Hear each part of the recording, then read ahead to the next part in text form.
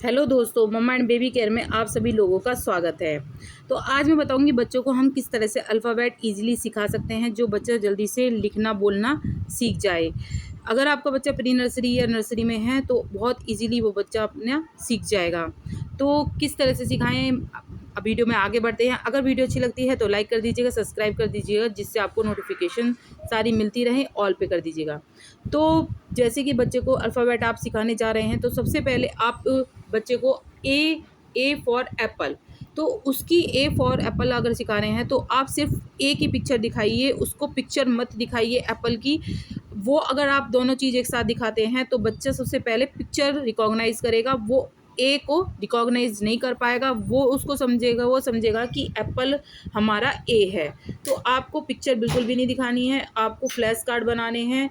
या तो आप फ्लैश कार्ड बाज़ार से लेके आ सकते हैं या फिर आप अपने घर में बना सकते हैं। अगर आप घर में बनाना चाहते हैं तो आप किताबों के पुराने गत्ते ले लीजिए या फिर अपने बच्चों के सूट्स के जो गत्ते आते हैं उस पर वो ले लीजिए और अल्फ़ाबेट बनाकर बच्चों को सिखा सकते हैं। अगर बच्चा आपका अल्फ़ाबेट आसानी से सीख जाता है फिर आप ए फॉर एप्पल पिक्चर दिखानी शुरू करिए। पिक्चर दिखाने के लिए आप पिक्चरों में तरह तरह की पिक्चर दिखाइए, उसकी वोकैबुलरी अच्छी हो, जिससे जैसे ए for Apple, A for ant, A for alligator.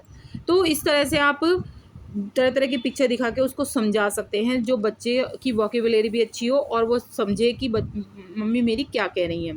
ठीक है, आप पिक्चर बना के उसको मैचिंग गेम खिला सकते हैं। जैसे आपने एक तरफ पिक्चर बना दी और एक तरफ अल्फ़ाबेट बना दिए तो बच्चा मैचिंग करेगा कि ए फॉर एप्पल किधर है, तो वो मैचिंग करके बहुत ही आसानी से सीख जाएगा।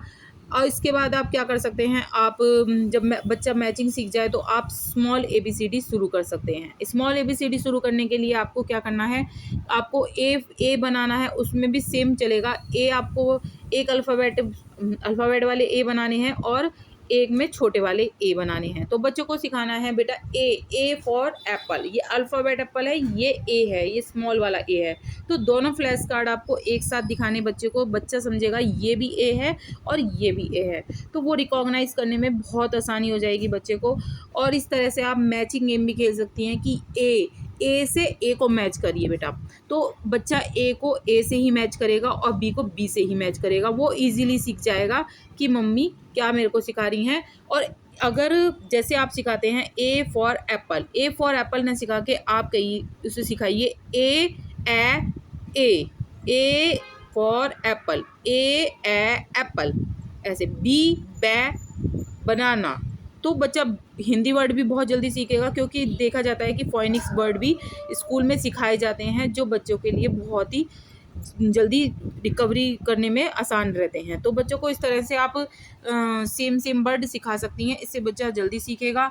और फिर आप लिखवाने का पैटर्न सिखाएं, लिखवाने में आप सिखा सकती हैं उसको स्टैंडिंग लाइन, स्लैंडिंग लाइन और स्लीपिंग लाइन, और फिर बाद में कर्विंग जो पैटर्न होता है। तो वो आप अगर स्टैंडिंग और स्लैंडिंग लाइन वगैरह सिखाएंगी तो उसको बहुत easily A for apple, B for boy वगैरह बनाने में बहुत ही इजीली उसको आसानी हो जाएगी और उसकी राइटिंग भी इम्प्रूवमेंट हो जाएगी। उसको स्कूल में ये नहीं लगेगा कि मुझे बहुत ही परेशानी हो रही है बनाने में।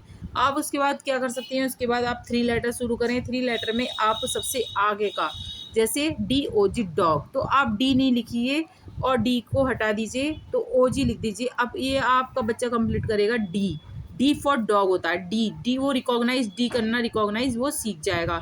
इससे बच्चे को लगेगा कि ये डी फॉर डॉग होता है, ए फॉर एप्पल होता है।